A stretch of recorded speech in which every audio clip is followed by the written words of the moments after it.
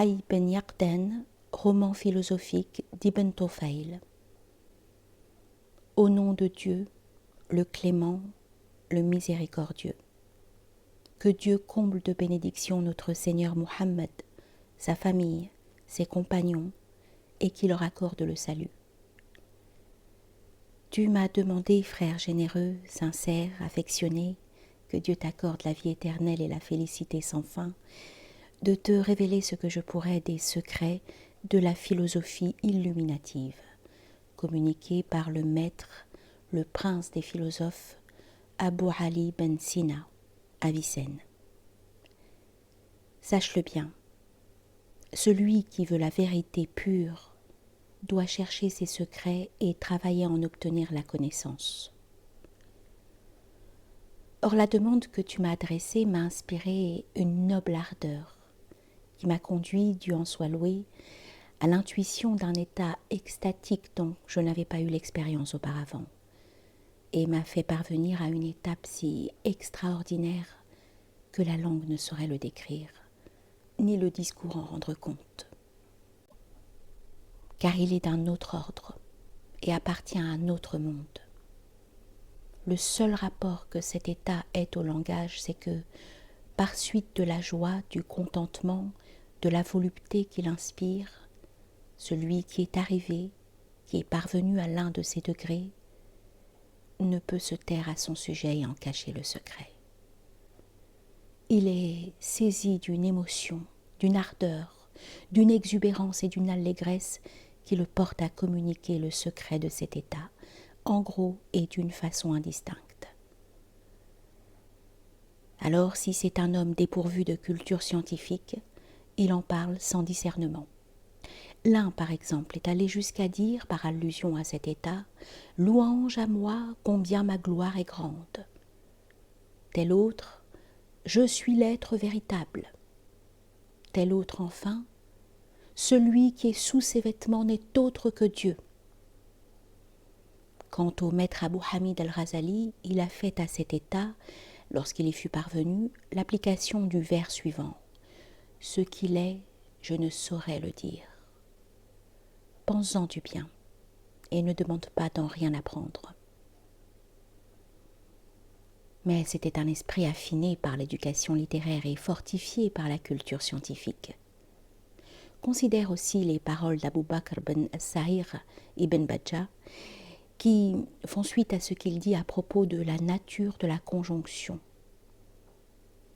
Lorsque, dit-il, on est arrivé à comprendre ce que je veux dire, alors on voit clairement qu'aucune connaissance des sciences ordinaires ne peut être au même niveau que lui. L'intelligence en est donnée dans une condition où l'on se voit séparé de tout ce qui précède, avec des convictions nouvelles qui n'ont rien de matériel, trop sublimes pour être apportées à la vie naturelle, affranchies de la composition inhérente à la vie naturelle, dignes d'être appelées des états divins accordés par Dieu à qui lui plaît d'entre ses serviteurs. Cette condition qu'indique Abu Bakr, on y arrive par la voie de la science spéculative et de la réflexion.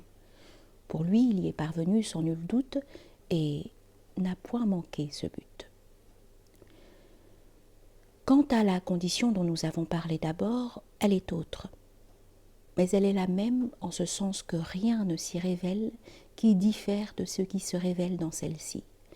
Elle s'en distingue seulement par une plus grande clarté et parce que l'intuition s'y produit avec une qualité que nous appelons force par pure métaphore, faute de trouver, soit dans la langue générale, soit dans la terminologie technique, des mots propres à rendre la qualité avec laquelle se produit cette sorte d'intuition.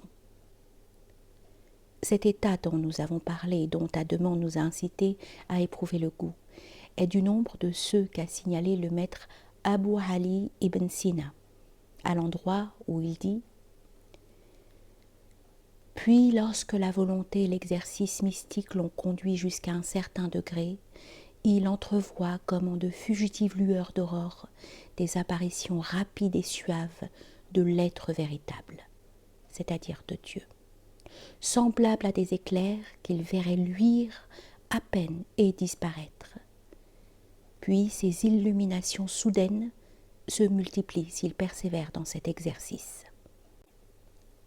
Il devient expert à les provoquer, si bien qu'enfin, elles lui arrivent sans exercice. Chaque fois qu'il aperçoit un objet, il se détourne de lui vers l'auguste sainteté pour considérer quelque chose d'elle. Il lui vient alors une nouvelle illumination soudaine, et peu s'en faut qu'il ne voie l'être véritable en toute chose. Enfin, cet exercice le conduit à un point où son état momentané se tourne en quiétude parfaite. Ce qui était furtif devient habituel, ce qui était une faible lueur devient une flamme éclatante. Il arrive à une connaissance stable, semblable à une société continuelle. Il décrit ainsi les degrés successifs jusqu'à ce qu'ils aboutissent à l'obtention, état dans lequel son être intérieur devient un miroir poli, orienté du côté de l'être véritable. Alors les jouissances d'en haut se répandent abondamment sur lui. Il se réjouit en son âme des traces de l'être véritable qu'il y saisit. En cette situation, il regarde d'une part vers l'être véritable, de l'autre vers lui-même, et il flotte encore de l'un à l'autre. Enfin, il perd conscience de lui-même. Il ne considère plus que l'auguste sainteté, ou s'il se considère lui-même, c'est seulement en tant qu'il considère. Et c'est alors qu'a lieu l'union intuitive. Fin de citation. Ces états qu'il a décrits, il entend que par eux seulement on peut obtenir un goût, et non par la voie de la perception spéculative, qui déduit par des raisonnements en posant des prémices et tirant des conclusions.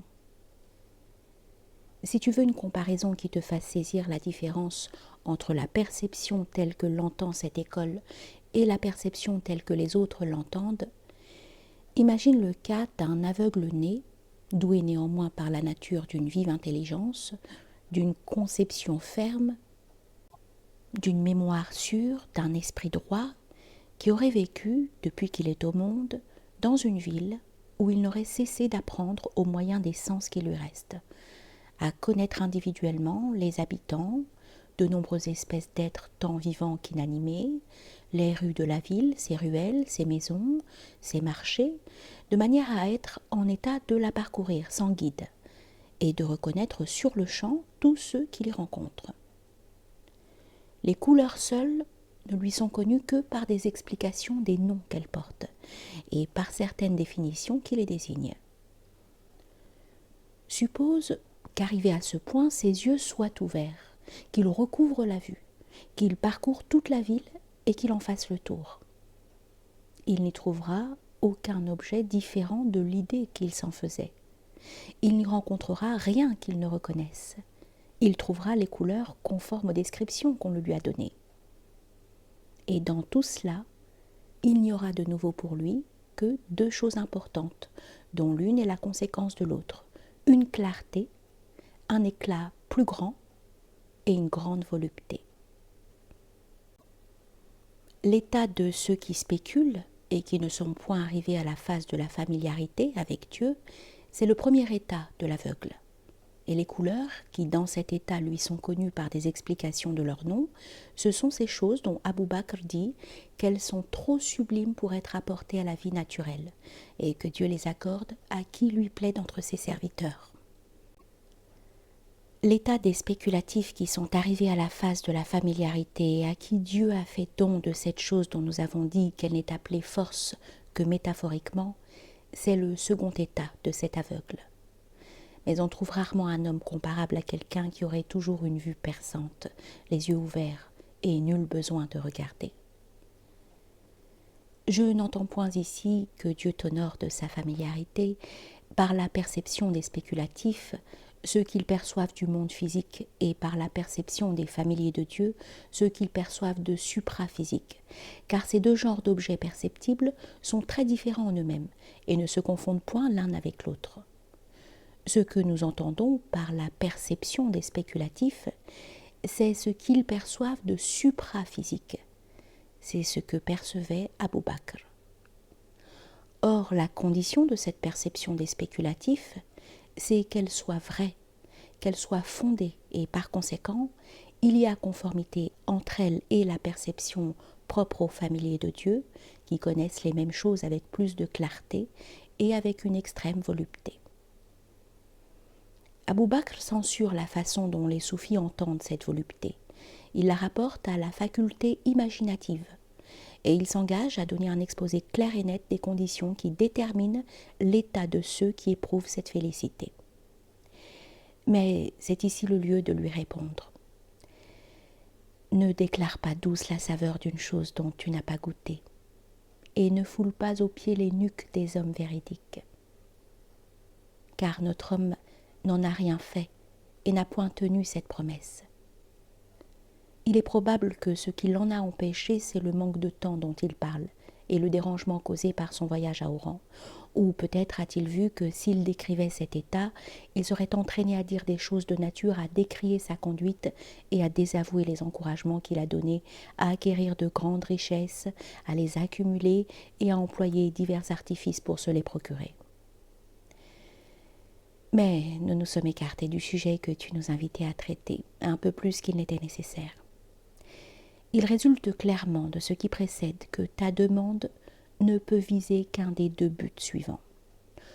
Ou bien tu désires connaître ce que voient les hommes qui jouissent de l'intuition, du goût, et qui sont arrivés à la phase de la familiarité avec Dieu, mais c'est une chose dont on ne peut donner l'idée adéquate dans un livre, et dès qu'on l'entreprend, dès qu'on recherche à l'exprimer par la parole ou dans des écrits, sa nature s'altère, et elle verse dans l'autre genre, le genre spéculatif. Car lorsqu'elle a revêtu la forme de l'être et de son, lorsqu'elle s'est rapprochée du monde sensible, elle ne demeure en aucune manière semblable à ce qu'elle était, et les façons de l'interpréter diffèrent grandement. Certains s'égarent loin du droit chemin, et d'autres semblent s'être égarés alors qu'il n'en est rien.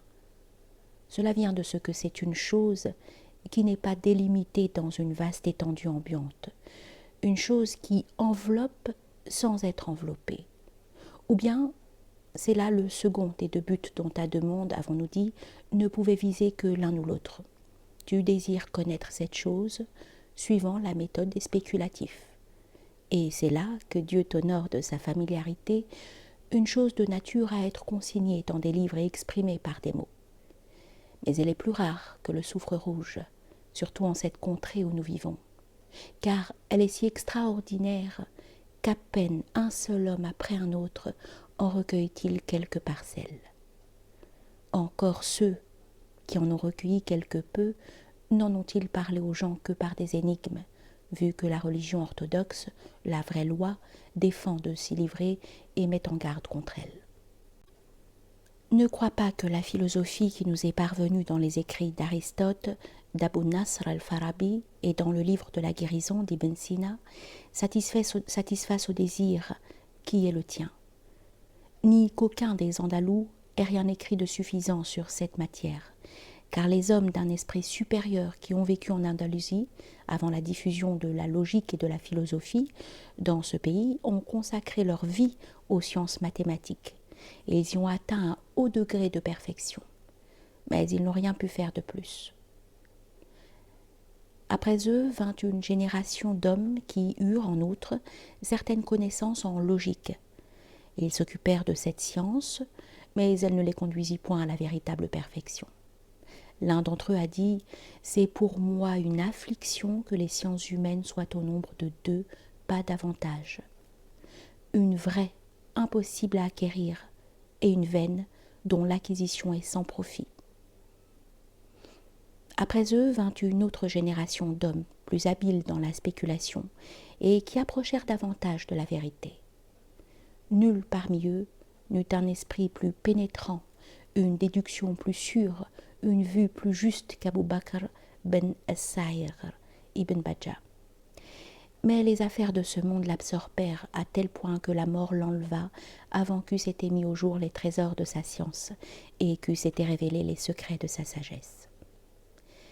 La plupart des ouvrages qu'on trouve de lui manquent de fini et sont tronqués à la fin.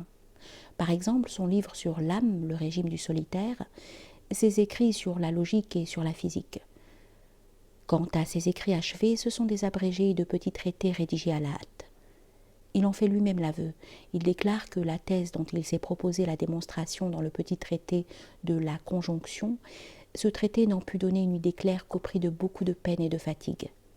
Que l'ordonnance de l'exposition en certains endroits n'est pas d'une méthode parfaite, et que s'il en pouvait trouver le temps, il les remanierait volontiers. Voilà ce que nous avons appris touchant la science de cet homme, car pour nous, nous ne l'avons pas connu personnellement. Quant à ses contemporains, qu'on place au même niveau que lui, nous n'avons pas vu d'ouvrage qu'ils aient composé. Enfin, ceux qui sont venus après eux, nos contemporains, sont encore en voie de développement, où ils se sont arrêtés avant d'atteindre à la perfection, ou bien nous n'avons pas encore connaissance de leur véritable valeur. Quant aux livres d'Abu Nasr al-Farabi, qui sont arrivés jusqu'à nous, le plus grand nombre est relatif à la logique. Ceux qui nous sont parvenus sur la philosophie sont pleins d'incertitudes. Il affirme dans le livre de la bonne secte que les âmes des méchants, après la mort, demeurent éternellement dans des tourments sans fin.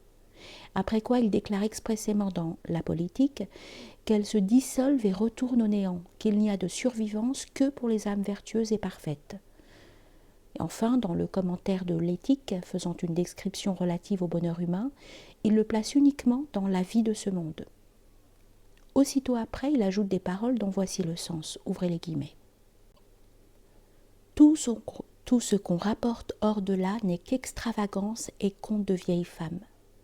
Il conduit ainsi tous les hommes à désespérer de la miséricorde divine. Fermez les guillemets après femme, pardon. Il conduit ainsi tous les hommes à désespérer de la miséricorde divine. Il met les bons et les méchants sur le même niveau, puisque d'après lui, ce qui les attend tous, c'est le néant. Erreur irrémissible, faux pas irréparable. Outre les mauvaises doctrines qu'il professe touchant l'inspiration prophétique, qu'il rapporte proprement à la faculté imaginative et sur laquelle il donne le pas à la philosophie, ainsi que d'autres encore que nous n'avons pas besoin d'énoncer. Quant aux écrits d'Aristote, le maître Abu Ali ibn Sina, Avicenne, se charge de nous en expliquer le contenu, suit sa doctrine et pratique sa méthode philosophique dans le livre de la guérison. Au commencement de ce livre, il déclare que la vie, selon son opinion, n'est pas dans les doctrines qu'il y expose, qu'il s'est borné en le composant à reproduire le système des péripatéticiens et que celui qui veut la vérité pure doit la chercher dans son livre de la philosophie illuminative. Si on se donne la peine de lire le livre de la guérison et de lire aussi les livres d'Aristote, on s'apercevra que sur la plupart des questions, ils sont d'accord, quoique le livre de la guérison contienne certaines choses qui ne nous sont point parvenues sous le nom d'Aristote. Mais si l'on prend toutes les énonciations des écrits d'Aristote et du livre de la guérison dans leur sens exotérique, sans en chercher le sens profond et ésotérique, on n'arrivera point de la sorte à la perfection, ainsi qu'en avertit le maître Abu Ali dans le livre de la guérison. Quant au livre du maître Abu Hamid al-Ghazali, cet auteur, en tant qu'il s'adresse aux vulgaires, lit dans un endroit et délit dans l'autre, taxe d'infidélité certaines opinions, puis les déclare licites. Parmi toutes les accusations d'infidélité qu'il porte contre les phalacifas dans le livre de l'effondrement des phalacifas, entendons les philosophes, il leur reproche de nier la résurrection des corps et d'affirmer que la récompense et le châtiment concernent exclusivement les âmes. Puis il dit au début du livre de la Balance que cette opinion est formellement professée par les docteurs soufis. Et dans son livre intitulé « Délivrance de l'erreur et aperçu des états extatiques », il déclare que sa propre opinion est semblable à celle des soufis et qu'il ne s'y est arrêté qu'après un long examen. Il y a dans ces livres beaucoup de contradictions de ce genre, que peut apercevoir quiconque les lit et les examine avec soin. Il s'en est excusé à la fin de son livre « La balance des actions », à l'endroit où il dit qu'il y a 3 sortes d'opinions. Une opinion que l'on professe pour se conformer à celle du vulgaire, une opinion commode pour répondre à quiconque interroge et demande à être dirigé, enfin, une opinion qu'on garde pour soi-même et qu'on ne livre à nul autre à moins qu'il ne partage la même conviction. Après quoi il ajoute, nous le citons, Ces paroles n'eussent-elles d'autre effet que de te faire douter de ce que tu crois par une tradition héréditaire. Ce serait un profit suffisant, car celui qui ne doute pas n'examine pas. Celui qui n'examine pas n'aperçoit pas, et celui qui n'aperçoit pas demeure dans l'aveuglement et dans la stupeur. Puis il cite en proverbe ce vers. Accepte ce que tu vois et laisse là ce que tu as entendu dire. Quand le soleil se lève, il te permet de te passer de Saturne. Fin de citation. Telle est sa manière d'exposer sa pensée. Il ne procède le plus souvent que par énigme, vague indication, profitable seulement à ceux qui, après en avoir fait une étude personnelle, les ont entendus. Ensuite, expliqués par lui ou à quelqu'un qui est préparé à les comprendre, intelligence supérieure à qui la moindre indication suffit. Le même auteur avertit dans le livre des joyaux qu'il a composé des livres ésotériques dont le contenu expose la vérité pure, mais aucun d'eux, à notre connaissance, n'est parvenu en Andalousie. Des écrits sont bien parvenus que certains prétendent être ces livres ésotériques, mais il n'en est rien. Ce sont le livre des connaissances intellectuelles, le livre de l'insufflation et du parachèvement, et un recueil d'autres questions. Ces écrits, bien qu'il s'y trouvent certaines indications, ne contiennent pas de bien grands éclaircissements autres que ceux qui sont épars dans ces écrits de vulgarisation. D'ailleurs, on trouve dans le livre du but suprême des choses plus abstruses que dans ces écrits. Or, il déclare que le livre du but suprême n'est pas ésotérique, d'où il résulte nécessairement que les écrits qui nous sont parvenus ne sont pas les écrits ésotériques. Un commentateur récent a cru pouvoir tirer de ce qu'il dit à la fin du livre de la niche, aux Lumières, une conséquence grave propre à le précipiter dans un abîme dont rien ne pourrait le sauver. Il s'agit de l'endroit où, après avoir énuméré les catégories d'hommes privés de l'illumination divine, et après être passé à ceux qui sont arrivés à l'union, El-Razali dit que ces derniers constatent que cet être possède un attribut incompatible avec l'unité pure. D'où ce commentateur veut déduire que, selon El-Razali, l'être premier, véritable et glorieux, admet en son essence une certaine multiplicité. Dieu est bien au-dessus de ce que disent les pervers. Nous ne doutons pas que le maître Abu Hamid al-Razali soit de ceux qui ont joui de la béatitude suprême et qui sont arrivés à ces degrés sublimes de l'union. Mais ces écrits ésotériques, renfermant la science de l'intuition extatique, ne nous sont point parvenus. Nous n'avons pu, quant à nous, dégager la vérité à laquelle nous sommes arrivés et qui est le terme de notre science, qu'en étudiant avec soin ces paroles et celles du maître Abu Ali ibn Sina, Avicenne, en les rapprochant les unes des autres et en les confrontant avec les opinions émises de notre temps et embrassées avec ardeur par des gens faisant profession de philosophie, jusqu'à ce que nous eussions découvert d'abord la vérité par la voie de l'investigation spéculative, et qu'ensuite nous en eussions perçu récemment ce léger goût par l'intuition extatique. Alors, il nous parut que nous étions en état de dire quelque chose d'appréciable, et nous décidâmes que tu serais le premier à qui nous ferions présent de ce que nous possédons, et à qui nous l'exposerions, à cause de ta solide amitié et de ton affection sincère. Toutefois, si nous te présentions les derniers résultats auxquels nous sommes parvenus dans cette voie sans y assurer au préalable tes premiers pas, cela ne te serait pas plus utile qu'un précepte traditionnel, sommairement énoncé. Et il en serait de même si tu nous donnais, toi, ton approbation à cause de notre intime amitié, et non parce que nos doctrines méritent l'adhésion. Mais nous ne nous contentons pas pour toi de ce niveau, et nous ne serons satisfaits que si tu t'élèves plus haut, car il n'assure pas le salut, ni à plus forte raison l'accès au degré suprême. Nous voulons te faire suivre les chemins que nous avons suivis avant toi, te faire nager dans la mer que nous avons déjà traversée, afin que tu arrives où nous sommes nous-mêmes arrivés, que tu vois ce que nous avons vu, que tu constates par toi-même tout ce que nous avons constaté, et que tu puisses te dispenser d'asservir ta connaissance à la nôtre. mais cela exige un espace de temps qui ne saurait être court, des loisirs et une application exclusive à ce genre d'exercice. Si tu prends sincèrement cette détermination, si tu as la ferme résolution de te mettre activement à l'œuvre pour atteindre ce but, quand viendra le matin, tu te loueras de ton voyage nocturne. Tu recevras la récompense de tes efforts. Tu auras satisfait ton Seigneur et il t'aura satisfait. Et moi je remplirai ton attente. Je te conduirai par le chemin le plus droit, le plus exempt d'accidents et de dommages, quoique présentement il ne m'ait été donné d'apercevoir qu'une faible lueur à titre de stimulation et d'encouragement à entrer dans la voie. Je vais donc te raconter l'histoire de Hayy ben Yaqdhan, d'Assal et de Salaman, qui ont reçu leur nom du maître d'Abu Ali ben Sina, Avicenne. Elle peut servir d'exemple pour ceux qui savent comprendre, d'avertissement pour tout homme qui a un cœur ou prête l'oreille et voit.